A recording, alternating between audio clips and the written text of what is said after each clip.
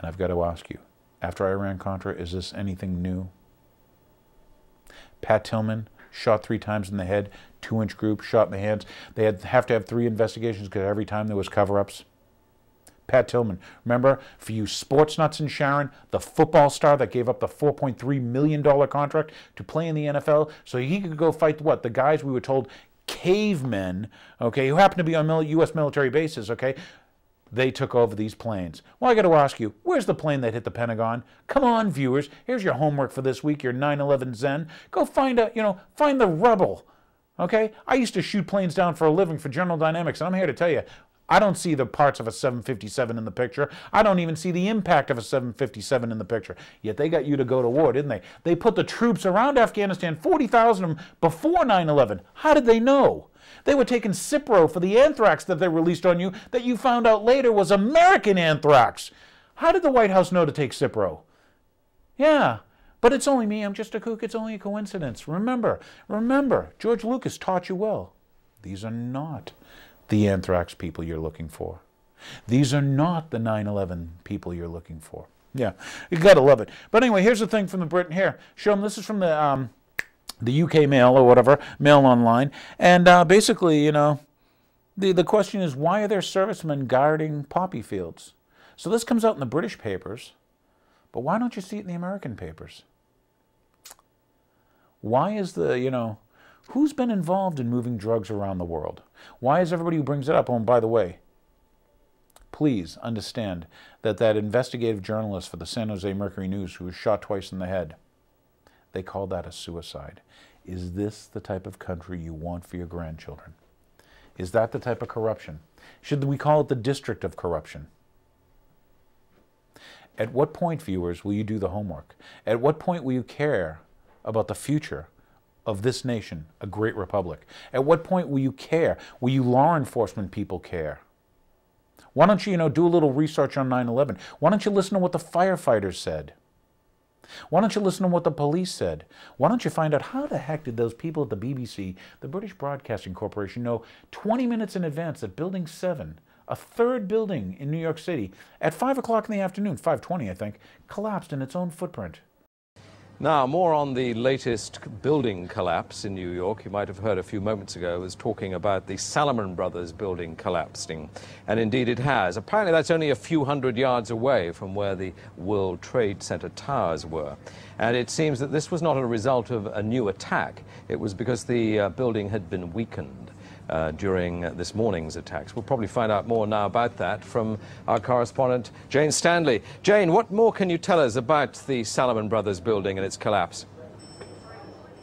Well, only really what you already know. Details are very, very sketchy. There's almost a sense downtown in New York behind me, down by the World Trade Centers, of just an area completely closed off as the rescue workers try to do their job. But this isn't the first building that has suffered as a result. We know that part of the Marriott Hotel next to the World Trade Center also collapsed as a result of this huge amount of falling debris from 110 floors of the two twin towers of the World Trade Center. As you can see behind me, the Trade Center appears to be still burning. We see these huge clouds of smoke and ash, and we know that behind that there's an empty piece of what was a very familiar New York skyline, a symbol of the financial prosperity of this city, but completely disappeared now, and New York is still unable to take on board what has happened to them today. Presumably there were very few people in the Salomon building when it collapsed. I mean, there were, I suppose, fears of possible further collapses around the area. That's what you would hope, because this whole downtown area behind me has been completely sealed off and evacuated, apart from the emergency workers. That was done by the mayor, Rudy Giuliani, much earlier today because of, course, the dreadful collapse of the Twin Towers of the World Trade Center. But New York, very much a city still in chaos. The phones are not working properly. The subway lines are not working properly. And we know that down there near the World Trade Center, there are 3 schools schools that are being turned into triage centers for emergency treatment. And I know that over in New York Harbor, where the famous Statue of Liberty is, there's a field hospital where 1,500 people are being treated. And we have heard, though it's unconfirmed as yet, that 100 New York City police officers have been taken there as well for treatment. But we do need to confirm those figures for the officers. Listening to the mayor, Rudy Giuliani, a bit earlier, one of his messages was, business as usual. We won't let this get us down. But presumably, a lot of Manhattan people must have fled the city to Long Island to get away from possible further attacks. Well, a lot of people were certainly trying to, but you remember that very early on, all the bridges and tunnels to the city, as well as the airports, were closed. New York was sealed, essentially. Now, we do know that the Long Island Railroad has begun running again to get people out of the city if they can, and people who can't manage to get out and perhaps lived in that area, they're being offered accommodation in empty school buildings. But certainly I saw earlier on today huge crowds of people desperately trying to walk up upper Manhattan to get as far away as possible. I think nobody really knows how to go or where to go, and you have to remember even now, I don't think people can it can sink in to people what's happened. We haven't for the past hour or so heard much from the people of Manhattan. You're with them there. I mean, what are they saying tonight after this catastrophic attack?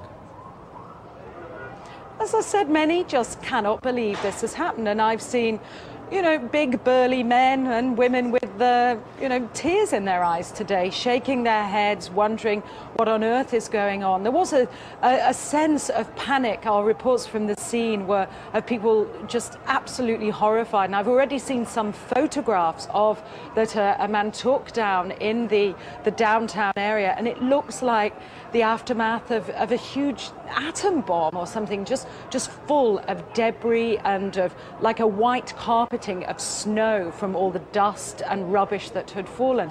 I don't think people can comprehend. They certainly have lost any feeling of safety.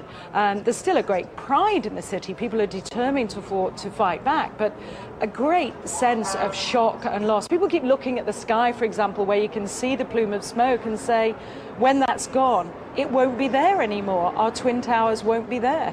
Such a symbol of New York. Jane, I think many of us, when we heard the news, perhaps on the radio earlier today, were completely flabbergasted by it and just couldn't comprehend it. I mean, it almost sounded too far-fetched. I was wondering what it's felt like for you being in Manhattan. Well, unfortunately, I think we've lost the line with Jane Stanley in Manhattan. Perhaps we can rejoin her and follow that up later. How much programming can you absorb? When will you wake up? Thanks for watching The Real Story. Find out. Do your own research. Protect your family. Save this republic. God bless this republic. God bless you, and may you rest well.